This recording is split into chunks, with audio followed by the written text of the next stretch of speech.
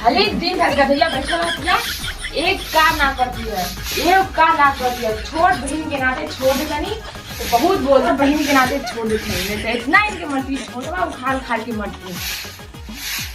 चलो चलो धनिया अब की मेरे दवाइयो दे चलो धनिया अब की मेरे दवाइयो दे कमर दवाइयो दे अरे कहबू तो तेलावा लगइयो दे और दवाइयो दे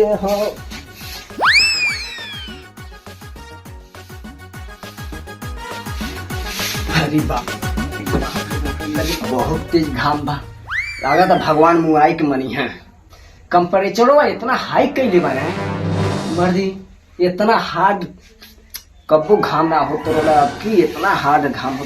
ए रिया तन पानी दे तो एक गिलास। दिखाई ना देते है, झाड़ू लगा थी।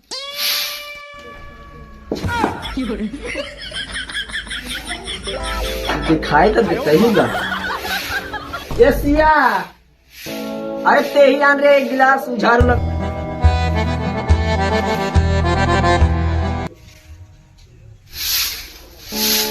का रे सुनाई नहीं देता है, पानी मांगत हमें, एक गिलास पानी ना दे सकत हमें, एक गिलास पानी डाली में इतना तो के भीड़ पड़ता देखा थे झाड़ू लगाओ थे त। 1 घंटा से घर बाहर तली अभी नागना बाकी बा।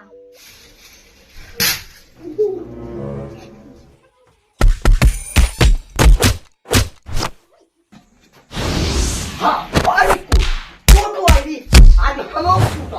ये गिलास पानी मांगा देश में नाली यार ध्यान झाड़ू लगाओ थे, घंटा से बैठ गिलास नौटंकी करते, एक गिलास पानी ना दे सकत हमें, मांगा थे एक गिलास पानी ना देता भीड़ पड़ता है। बढ़िया कैले, बहुत बढ़िया कैले, बहुत बढ़िया। हमारा करेजा के सुकून आज मिलल।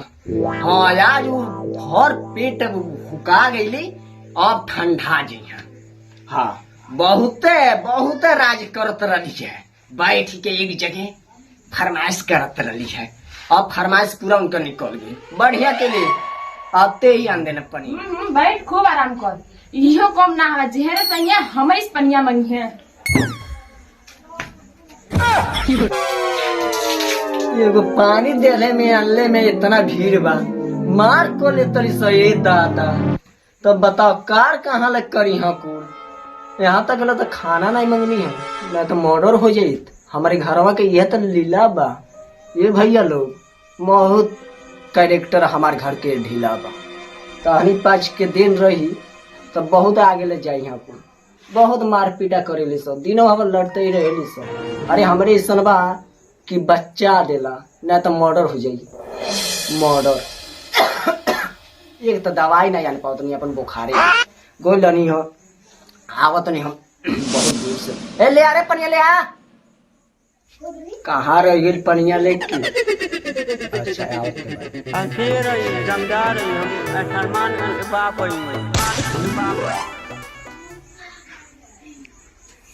चीनियो ले जा, चीनियो ला पनिया ला दली हुए ढेर बात। अब हम ये घर में ना जाओ, अब हम ना रहो, दोनों मिली आपस में लड़ते ही गाड़ी तो यार देखो नानी की झाड़ झूठ से कोई लड़ी है पूरा मांगा, पानी मांगा चीनी मांग। बताओ के बाबी की पानी पिएला तो चीनी नहीं खाला। हाँ ये दुनिया में के बा मांग देनी तो इतना पानी बिक देला सुपर। हम नहीं रहो जातन रहकुल, दोनों मिली रहकुल और लड़कुल, काय कुछ करकुल काय मरकुल, हमसे लेना देना नहीं बा। अब हम तो निकुल के घर में हम रहबे नहीं कर, हम छोड़ के जात नहीं, ठीक है। अब खाइए कुल आलू बैगन के सब्जियां का होने का, अंडा खाइए कुल, मुर्गी के अंडा खाइए कुल, अब गोश्त खाइए कुल। अब कमा के आने खियाओ तनी, अब पानी पाओ तनी, चीनी मांगा तनी तो पानी पाओ तनी। हाँ खाइए खा।